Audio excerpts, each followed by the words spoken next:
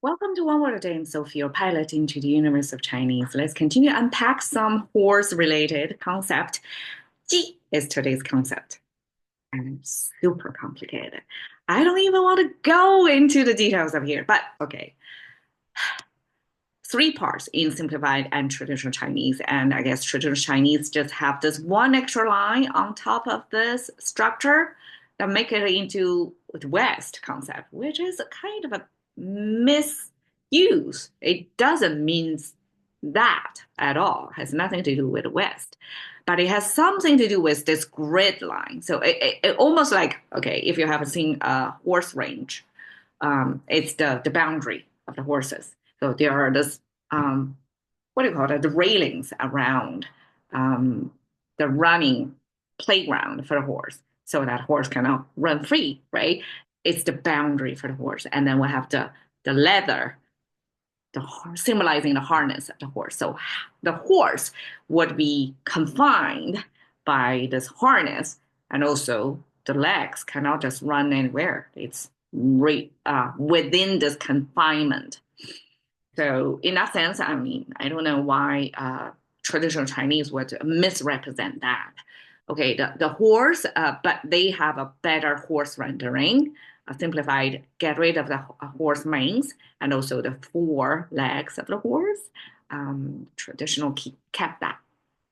Now, if you look at 2,000 years ago, Chen dictionary, so the compiler back then, put this concept, which is equivalent to this bridle, even if it looks different, but it gives you the sense of this is a net, right? So it's kind of like this railing thing. And the simplified is putting this box thing with the vertical line, the jar, right? What's it called? Jar, the fence. Okay, that's what I'm going after. Just like the fence in a ranch. But this 2,000 years ago gave you this net. And net back then was used not as fence, as a capturing, as the way to capture the horse.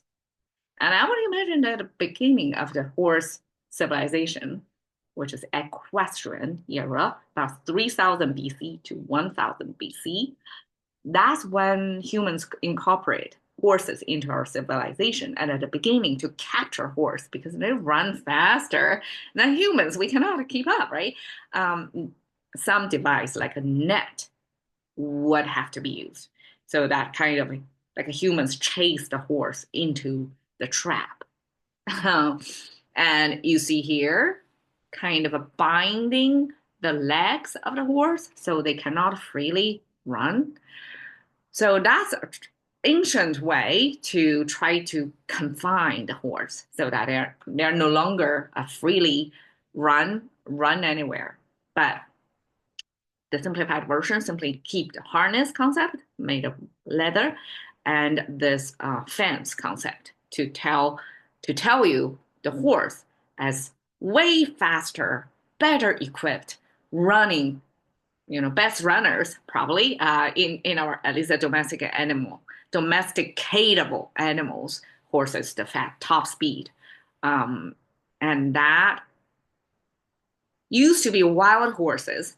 Humans cannot keep up. Used to just parallel existence, right? Has nothing to do with the human world until human learns how to communicate, manage, and confine, and put it in harness to harness the horsepower for us, right? To develop civilizations before we have like steam engines. So this capturing of horse was kept in this mid-history dictionary, and this ji gave you the sense of that's the device, either the fence or the leather used to confine, to control, to contain, to keep this otherwise free running speed runner from running away from us. All right. So once you know this running, this whole set of system to put in place to confine the horse, you will then have an easier time to understand 放荡不羁,不羁之财, 鸡鸟恋旧林. So all this 鸡 in these expressions carry that meaning, not just for the horse, but more for humans ourselves. Because if we look at a horse, they are speed runners, they are free spirited. And I mean, how humans wish to be like that, right? So Chinese create such expressions to tell you there are options. And of course, everything is a trade-off. If you want to have 不羁, like negating of this bridled status of being, that if you want to unbridle, of course, there are trade-offs. It probably comes with some cost, not talked about here. But if this unbridledness is what you pursue, then that's the result. And Chinese use 放荡不羁. 放 means release, you let go, and 荡 means swing. So actually, Chinese use a swing. This 荡秋千, we have to use the swing. This is the free motion. Of course, this is a kind of oscillating, kind of a clock, the ancient clock going way, right? And Chinese pair those two together means once you let go, you release something, and something, let it oscillate through nature, through the momentum of like go by the natural law, not by human controlled way. Let the things evolve, develop on its own. So that's 放荡. And of course, later on, we have social commentary added or social value system added. 放荡 eventually carry a very negative connotation, which is a linguistic and social, cultural, political judgment on people, so that by this creative no by this conceptualization, it gives you 放荡, it gives you the negative connotation so that people would refrain from release and swing by themselves. 放荡 eventually means a debauchery or kind of hedonic, like you're not responsible for others. You're kind of self-indulgent, and you don't behave as socially acceptable ways. So that's 放荡. But 放荡不羁, pair together, especially emphasize this unbridled freedom. That means this person doesn't really live off the script of society at all. And 放荡不羁 means they may behave so odd and weird because they basically negate, like disfranchise, right, from the societal norm.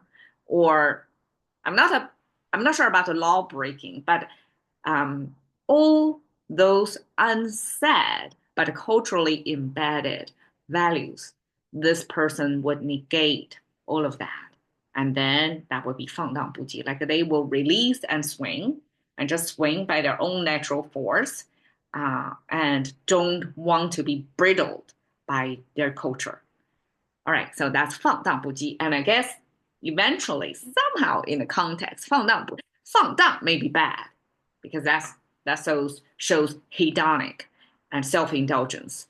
But 放荡不羁, when we have 不羁paired together, it almost like the ultimate of freedom. Like you are unrestrained by your culture. Okay, 不羁之才 talks exactly about that. We're talking about a talent. That talent who are not bridled. So 不羁之才, we especially pair talent with this 不羁 unbridled concept, because for talent to be really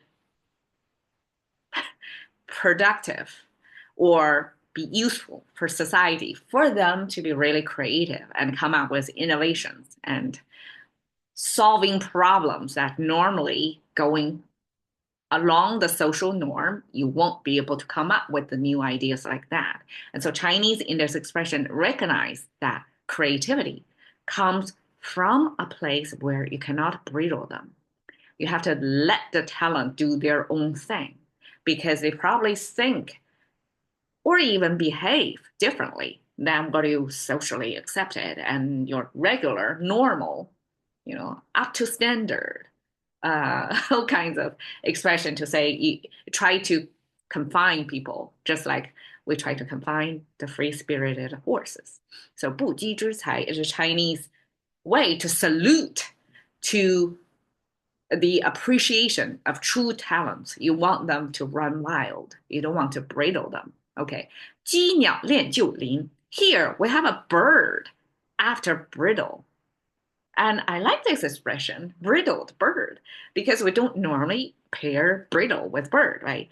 But here, even if we're talking about bridled bird, we're not really talking about putting them onto a harness. You cannot harness a bird, can you? Can you?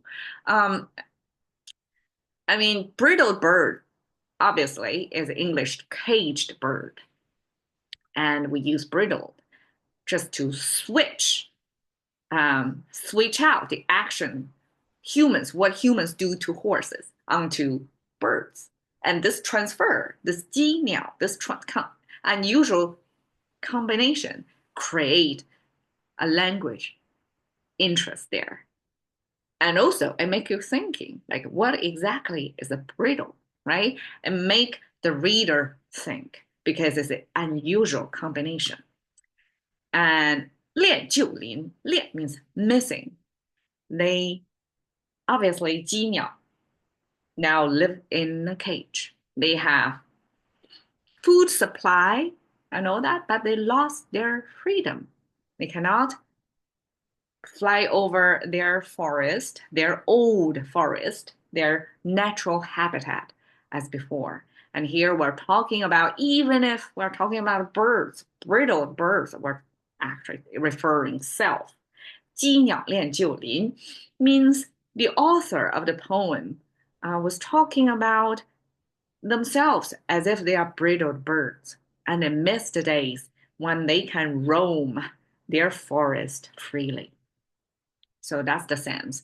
鸡鸟恋旧林. Here is a bridle, how that looks. It's the first time that I search through picture because horses are not in my life. And just through picture, I recognize how crude this is. This is something permanently put in the mouth of the horse so that you can communicate with the horse. Tell them to stop because you're kind of forcibly tighten the harness. And this whole bridle thing, you see, is covered on above their nose, right in front of their face, and covered on top of their head. Oh gosh, it is quite a confinement. And for humans to be able to communicate with a horse, we are really sacrificing the freedom of the horses. And that's G. And I hope everybody can become bridled bird. I mean, unbridled bird and talent in their own way. And I'm through doing one word a day, looking at my own culture using another language, right? So we're examining Chinese using English, create this dynamic. That's interesting that I can refer to different languages about, basically unpack how we think, how Chinese operate and think. And through that, to discover some bridles, unconsciously put on our mind about how we use language, how we think about the world, how about think about ourselves. So quite a discovery. I hope you enjoyed this journey with me and more to come. Thank you for your time. See you another day.